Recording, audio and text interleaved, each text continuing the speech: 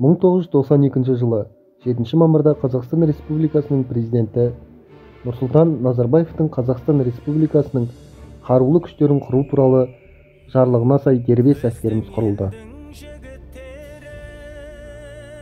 Қазақстанның қарулы күштері Қазақстан Республикасының әскери құрылымы, әскери басқару органдарын, қарулы күштердің түрлерін, арнайы әскерлерді, тыл, әскери оқу орындары мен ғылыми мекемелерді қамтиды. Соғыс уақытында құрамына қорғаныс министрлігіне қарайтын әскер түрлерінен басқа ішкі істер министрлігінің ішкі әскерлері, ұлттық қауіпсіздік комитетінің шекара қызметі және басқа да әскерлері республикалық ұлан, азаматтық және аумақтық қорғанысты басқару мен құру органдары кіреді. Қазақстан Республикасы қарулы күштерінің әскери нышандары: Қазақстан Республикасы қарулы күштерінің құрлық әскерлері, Қазақстан Республикасы қарулы күштерінің әуе қорғаныс күштері, Қазақстан Республикасы қарулы күштерінің әскери теңіз күштері. Құрлық әскерлері құрлықта ұрыс қимылдарын жүргізуге арналған қарулы күштердің бір түрі. Құрлық әскерлері құрлықта өз міндеттерін бір-бірімен және қарулы күштердің басқа түрлерімен өзара бірлесіп орындайтын әртүрлі әскер салаларының құрамалары мен бөлімдерінен және арнайы әскерлерден тұрады. Қазіргі заманғы қару-жарақпен, әскери техникамен жабдықталған қуатты атыс, қиратушы, соққы беретін қабілеті бар және өте жылжымалы құрлық әскерлері жер үсті қарсыласын түбегейлі талқандауда шешуші рөл атқарады.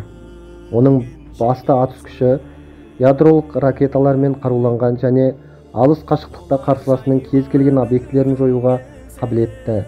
Құрлық әскерлерінің салалары қарсыласқа қарсы дербесіне бір-бірімен байланыста ұрыс әрекеттерін жүргізуге арналған құрлық әскерінің құрамдас бөлігі. Оларға зымырандық әскер мен артиллерия, әуе шабуылына қарсы қорғаныс әскерлері, мотоатқыштар, танк, әуе десанты әскерлері жатады.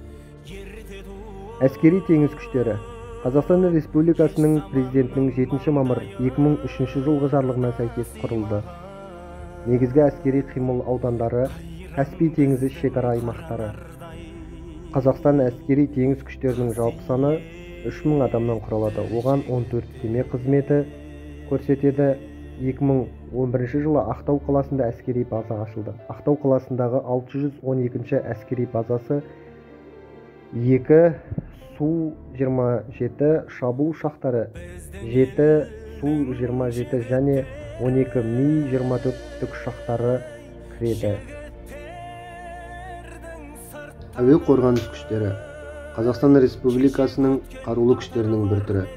Қазақстан Республикасы президентінің Қазақстан Республикасының қарулы күштерін реформалау жөніндегі бұдан былайғы шаралары туралы 1997 жылғы 17 қарашадағы 3761 жарлығын және Қазақстан Республикасы қорғаныс министрінің 1998 жылғы 1 сәуірдегі директивасын орындау үшін Қазақстан Республикасының қорғаныс қабілетін нығайту мақсатымен 1998 жылғы 1 маусымда құрылды.